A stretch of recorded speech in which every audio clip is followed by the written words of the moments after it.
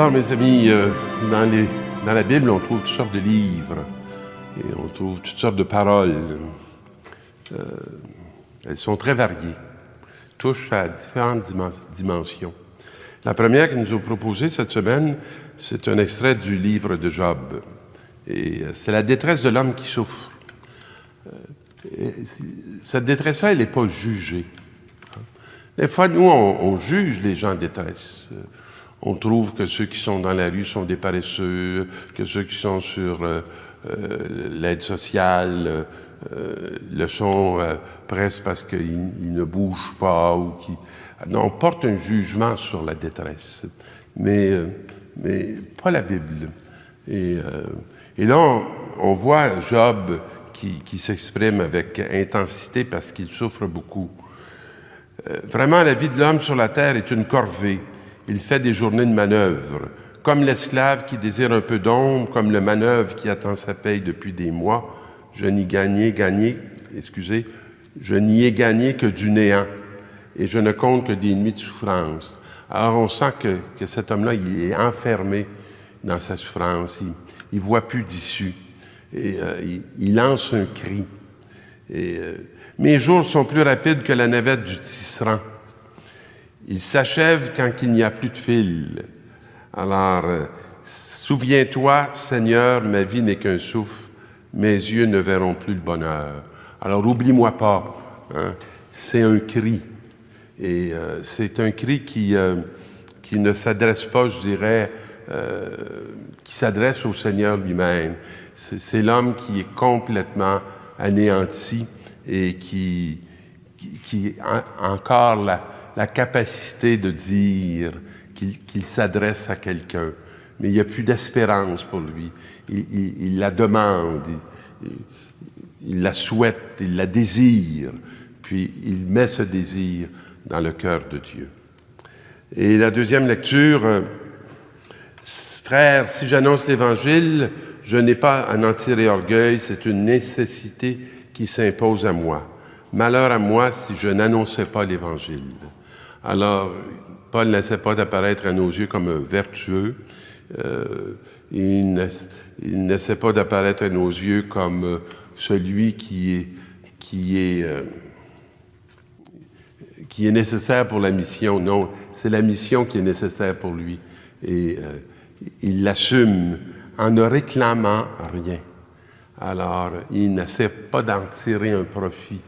Le profit pour lui, c'est d'annoncer cet évangile, c'est de pouvoir partager avec les gens de sa race, puis avec cette humanité que Dieu aime, l'expérience qu'il n'a pas méritée, qui lui a été accordée gratuitement et qu'il partage avec gratuité. Pourquoi recevrais-je une récompense? Parce que j'annonce l'Évangile sans rechercher aucun avantage matériel, ni faire valoir mes droits de prédicateur de l'Évangile. Ça ressemble beaucoup à fonder une famille. Hein? On n'a pas beaucoup d'avantages matériels à faire des enfants, mais on a beaucoup d'avantages pour qu'on puisse expérimenter cette fécondité à laquelle on est appelé, cette fécondité qui vient de Dieu même, qui vient de notre source. Libre à l'égard de tous, je me suis fait le serviteur de tous afin d'en gagner le plus grand nombre possible à cette vie qui est un cadeau de vie éternelle. J'ai partagé la faiblesse des plus faibles pour gagner les faibles. Je me suis fait tout à tous pour en sauver à tout prix quelques-uns. Alors, il ne comptabilise pas beaucoup. Alors, l'énergie qu'il met, ça n'est pas garanti par le don qu'ils vont accueillir. L'énergie qu'il met, c'est celle qu'il a reçue, celle qui lui a donné cette élection qu'il a reconnue dans sa vie. Et tout cela, je le fais à cause de l'Évangile pour bénéficier moi aussi du salut. Il a le même salaire que celui qui l'annonce. Hein. C'est de pouvoir entrer dans le salut éternel. Et on se retrouve dans l'Évangile à Capharnaüm. Et l'Évangile commence en quittant la synagogue. Alors, cette journée-là, Jésus va quitter la la synagogue de Capharnaüm. Un jour, les chrétiens devront quitter la synagogue parce qu'ils ne seront plus bienvenus pour annoncer le message du Christ. Alors Jésus est accompagné de Jacques et de Jean et il va chez Simon et André. Je ne peux pas lire ce texte-là sans voir la proximité des lieux. J'ai eu la chance de pouvoir me rendre à Capharnaüm et c'est excessivement près, la synagogue et la maison de Pierre. C'est à quelques pas. C'est plus proche que de traverser une rue. C'est vraiment très collé. Et la belle-mère de Simon est au lit avec de la fièvre. Et on sent qu'il y a quelque chose qui ne va pas bien. Et sans plus attendre, on parle à Jésus de la malade. On ne nous dit pas que ce qu'on dit. Mais on sent qu'il y a quelque chose qui l'atterre. Alors Jésus s'approche d'elle et la prit par la main et la fit se lever. Il y a un geste, ce geste-là est comme un peu un geste d'un adulte par rapport à un enfant. On prendre un enfant par la main comme nous chante le poète. Et là, il la fait se mettre debout. C'est comme la fièvre ne pourra plus la maintenir écrasée. Il va la faire se redresser, se relever. Et on dit, la fièvre la quitta et elle les servait.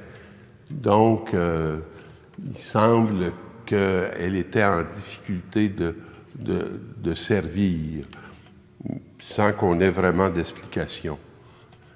Le soir, venu après le coucher de soleil, on lui amène tous les malades. Alors, voyez-vous, de la guérison d'une personne, ça va toucher tout un ensemble. Et c'est le soir, après le coucher de soleil, ce ne sera pas pour lui un temps de repos. Il se reposera dans des guérisons qu'il va accomplir. Et ceux qui étaient possédés par des esprits mauvais, ça, c'est pas reposant.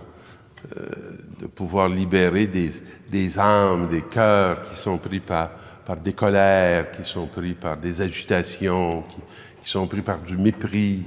Alors, il chasse beaucoup d'esprits mauvais et il les empêchait de parler parce qu'ils savaient, eux, qui il était. Et c'est comme si ce qu'ils ont à dire sur Jésus, c'est à partir de la guérison qu'ils ont reçue. Alors que Jésus, c'est beaucoup plus que la guérison qu'ils ont reçue.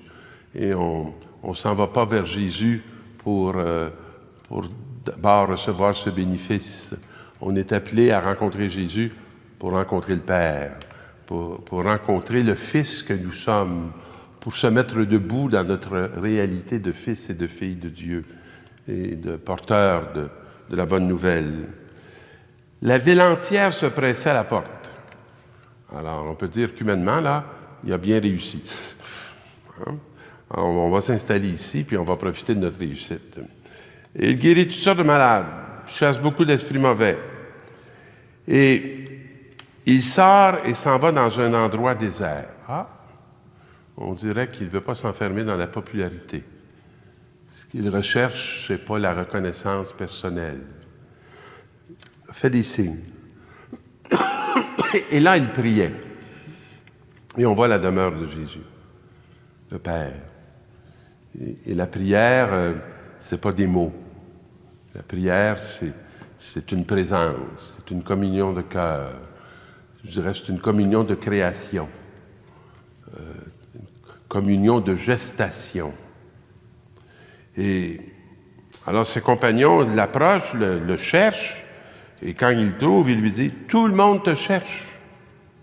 Mais Jésus leur répond « Partons ailleurs dans les villages voisins, afin que là aussi je proclame la bonne nouvelle. » Alors Jésus, on ne peut pas l'enfermer. Et Jésus, il va faire la route, il va être sur le chemin. Puis il va aller constamment ailleurs pour nous emmener dans l'ailleurs essentiel, qui est celle de la conscience, de l'amour du Père. C'est pour cela que je suis sorti. J'aime beaucoup cette expression, derrière laquelle on peut entendre sa sortie du tombeau, sa sortie de la mort, sa sortie du ciel. tout ce sens de sa venue. Il parcourut donc toute la Galilée, proclamant la bonne nouvelle dans leur synagogue et chassant les esprits mauvais. Ce n'est pas la mission juste au temps de Jésus, c'est la mission aussi aujourd'hui. Et on sait qu'il y a quelques esprits mauvais qui auraient besoin d'être chassés pour que notre monde soit plus libéré et plus affranchi. Alors demandons la grâce que les communautés chrétiennes soient à la hauteur de leur appel. Et demandons au bon pasteur de nous apprendre à en devenir nous aussi. Bonne semaine, mes amis.